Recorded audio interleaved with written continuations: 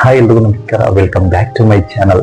So ಹೊಸದಾಗಿ ಮದುವೆ ಆದಂತಹ ಒಂದು ಜೋಡಿ ಝೂಗೆ ಹೋಗ್ತಾರೆ. ಸೊ ಝೂ ಅಲ್ಲಿ ಎರಡು ಕೋತಿಗಳು ಕೂಡ ತುಂಬಾನೇ ಅನ್ಯೋನ್ಯವಾಗಿ ಕೂತಿರ್ತವೆ.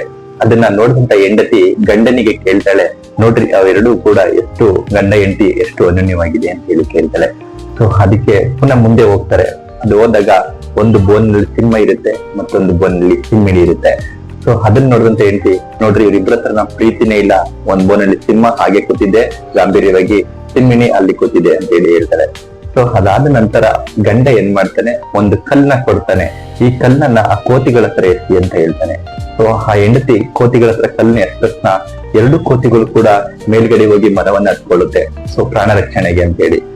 ಆಗ ಏನ್ ಮಾಡ್ತಾನೆ, ಇನ್ನೊಂದು ಕಲ್ಲನ್ನ ಗಂಡ ಏನ್ ಮಾಡ್ತಾನೆ ಹೆಂಡತಿಗೆ, ಈ ಕಲ್ಲನ್ನ ಸಿಂಹಿಣಿ ಹತ್ರ ಎತ್ತಿ ಅಂತ ಹೇಳಿ ಕೊಡ್ತಾನೆ.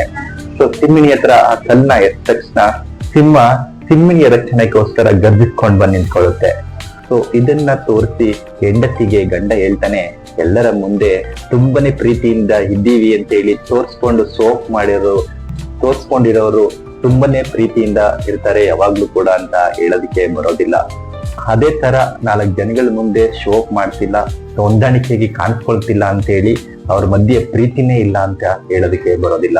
ಸೊ ಎಲ್ಲರ ಜೀವನದಲ್ಲೂ ಅಷ್ಟೇ, ತುಂಬಾನೇ ಪ್ರೀತಿ ಮಾಡೋರು ತುಂಬಾನೇ ತೋರ್ಸ್ಕೊಳ್ತಾರೆ, ಹೇಳ್ಕೊಳ್ತಾರೆ ಅನ್ನೋ ತರದನ್ನೇ ಇರೋದಿಲ್ಲ. ಆದ್ರೆ ತುಂಬಾನೇ ಕೆಲವೊಬ್ಬರ ಹತ್ರ ತುಂಬಾನೇ ಗಾಢವಾದ ಪ್ರೀತಿ ಇರುತ್ತೆ. ಸೊ ಹಾಗೇನೆ ತುಂಬಾನೇ ತೋರ್ಸ್ಕೊಳ್ತಾ ಇದ್ದಾರೆ, ಶೋ ಆಫ್ ಮಾಡ್ತಿದ್ದಾರೆ ಜನಗಳ ಮುಂದೆ ಅಂದ ತಕ್ಷಣ ತುಂಬಾನೇ ಹೊಂದಾಣಿಕೆಯಾಗಿದ್ದಾರೆ, ತುಂಬಾ ಅನ್ಯೋನ್ಯವಾಗಿದ್ದಾರೆ ಅಂತ ಹೇಳಿ ನಾವು ಹೇಳೋದಕ್ಕೆ ಬರೋದಿಲ್ಲ. ಕೆಲವೊಬ್ರು ಹೊರಗಡೆ ಬಂದಾಗ ಏನು ತೋರ್ಸ್ಕೊಳ್ಳೋದೇ ಇಲ್ಲ, ಆದ್ರೆ ಮನೆಗಳಲ್ಲಿ ಅಥವಾ ಅವರ ಪ್ರೀತಿಯಲ್ಲಿ ತುಂಬಾನೇ ಒಂದು ಕಾಳಜಿ ಮತ್ತೆ ಹೊಂದಾಣಿಕೆ ಇದ್ದೇ ಇರುತ್ತೆ.